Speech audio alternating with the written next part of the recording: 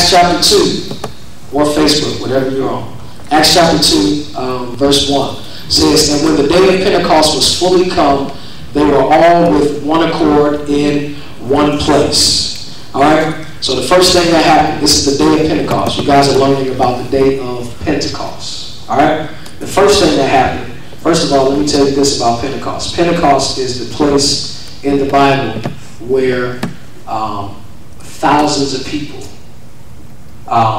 got inspired at the same time, and as a result, it ended up changing an entire nation. More than one nation. All right? Yes? Is that where Pentecostal church came from? Yes. That's where the name derived from. He said, is that where Pentecostal, you know, got saved. Say Pentecostal. All right. Yes, that is where the Pentecostal church, that's where the name was derived from. All right? All right. So, and when the day of Pentecost was fully come, they were all with one accord in one place. The highlighted word is one accord. Why do you think that is? Austin. Because I always heard my cousin, but I always heard the Lord mean. I always heard him say you should be on one accord. I think that means that you should always have a back and forth. You should always be on like one voice. Okay. Okay. Corporate means combined, or will the word derive from code, which is okay, I'm not gonna do that, okay? Anyway, corporate code means combined or one, which is one accord, which is unity. Okay. All right, so the first point is this. If you're going to be inspired in a corporate setting, the first thing that has to happen is this. You have to have the same mindset. You got to have the same mind frame. You got to think like those who you are around. If you're going to receive a corporate inspiration, you have to think. When we come to church, the reason we are all inspired is because we all come to church to worship God. We all come to church to get something from God. We're on one accord because we all came here not to see each other, but we came for God. Right? One mind frame. One mind frame. So the first thing is popular perception. Okay? Go ahead. Wait, you don't know when to go, when to stop. All right. Popular perception. Popular perception. All right? Yes? Sorry, but you said Pentecostal was the place where you said thousands of people inspired to change nations. Is that what you said? Yes. All right. And you can Google it. You guys can, everything that you want to know about the Bible, it's all on the internet at this point. Back in the day, you had to go and go to a library and get books and all that, but you don't have to do that now. Just Google it, it'll come up. Just don't trust Wikipedia. Don't do that.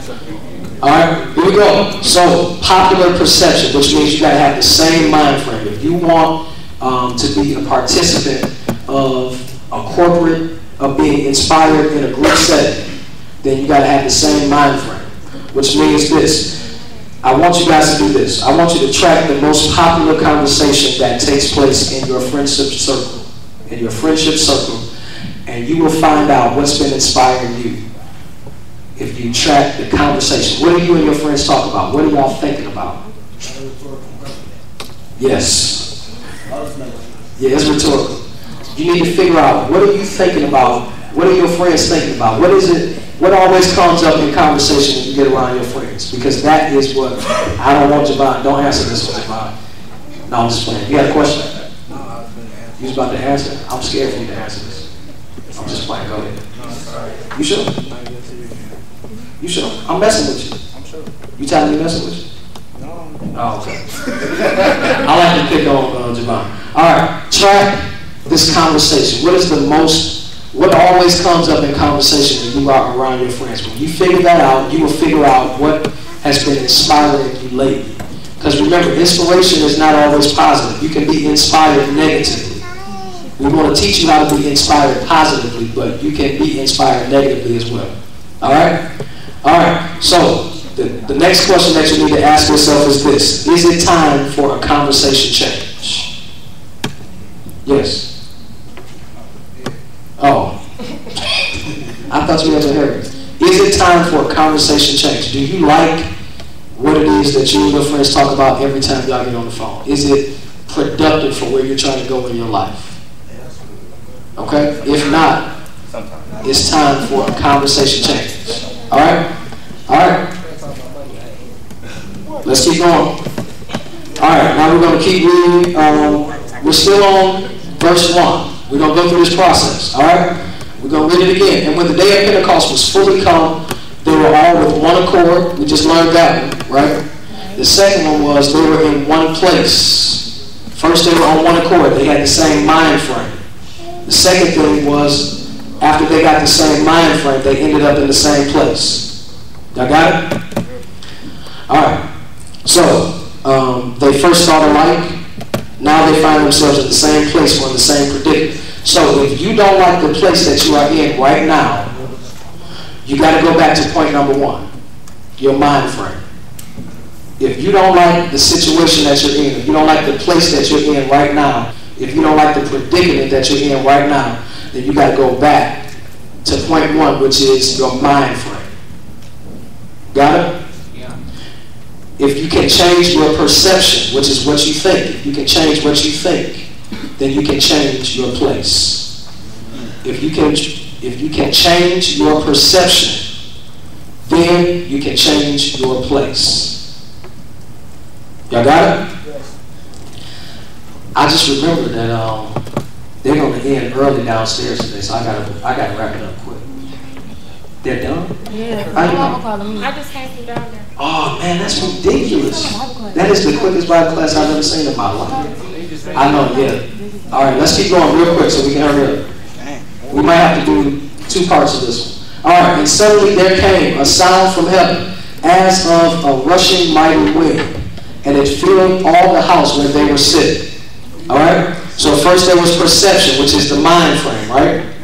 Secondly, there was a place. They got to the place because of how they were thinking, right? The third thing that happened was a power was released to the atmosphere. A power was released to the atmosphere. All right? So then you have to figure out, as you look in your atmosphere, and I might even end right here since y'all said they're done downstairs, and then we'll start back. Monet and Maurice, chill out. All right? So the question is this. If you don't, or it's not a question, it's a statement. If you don't like what you see in your atmosphere, if you don't like the power that is driving you right now in your atmosphere, first of all, to figure out if you like it, you need to figure out, is it a positive power that's driving you, or is it a negative one? Okay? If it's a negative one, we call that a principality. A principality. Has anybody ever heard of what a principality is? Barry. Negative power. Okay. He just read what was on the board. All right. We're going to do this to help you understand what a principality is. We know that it's a negative power, but let's do it this way. How many people know, what's the nickname to Las Vegas? What do people call Las Vegas? Everybody knows about Sin City? I didn't know that. All right. The nickname to Las Vegas is Sin City. Does anybody know why? Yes. Nothing but the snow. A whole lot of sin happens in Vegas, right? What happened in Vegas? There is what we call a principality over that region in Las Vegas. They don't even recognize it as sin anymore. I went to Vegas for my honeymoon. I was walking down the street with my wife, and the man, what he did was, he kind of like, he had a card. I can't tell y'all what was on the card, but he had a card, right? What he did was, he didn't want Danielle to see that he was giving me a card. So what he did was, as I was walking by, he said, gave it to me in my hand before I knew it, I had this card. What he was trying to get me to do was, I guess I'm telling y'all what's on there. He was trying to get me at some point to leave my wife in the hotel and to call this number on the card, which was for me to pay for a stripper or for a prostitute. And this is what they do. If you go down to, listen, if you go down to Las Vegas, there is all of these people that as you walk down the street, as you're looking at the beautiful sights, they're trying to get you to sin.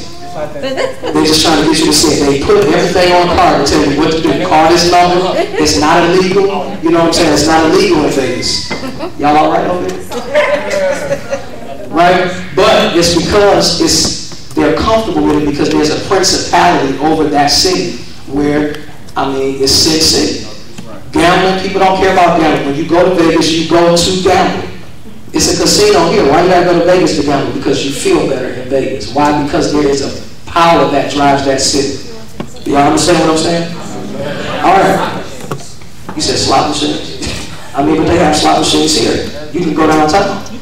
But you like to go to Vegas because you feel better gambling in Vegas because of the principality that drives that region. Y'all got it? Tell me if you got it. You got it? I'm going to give you another example. What is Atlanta known for? Oh, whoa, I don't know that. What is it? Y'all said yes. Right here, see. Right here. Homosexuality. Okay, y'all got it. Y'all, listen, when you go to Atlanta, you see some crazy stuff when you go to Atlanta. And people will leave, listen, people will leave Detroit and go to a city like Atlanta because it's more accepted there. Why? Because of what drives it. People are okay with it. Go to the mall in Atlanta and it's going to change your life. I'm telling you the truth. Did you say pineapple? All right, listen, it's going to change your life, but because in that city, come back, in that city, there is a principality. Y'all going to get on my nerves. All right? There is a principality that drives that area, and it makes you comfortable. It makes you comfortable to do things that you probably would not do if you were in Detroit. It's not that there are not homosexuals in Detroit. It's not that there are not people that gamble in Detroit. It's not that people don't prostitute themselves in Detroit. But a lot of times you feel better when you go to a place where everybody's doing what you're doing. You get what I'm saying? All right. So those are called negative influences to your environment or to your atmosphere, which is called a what? Principality.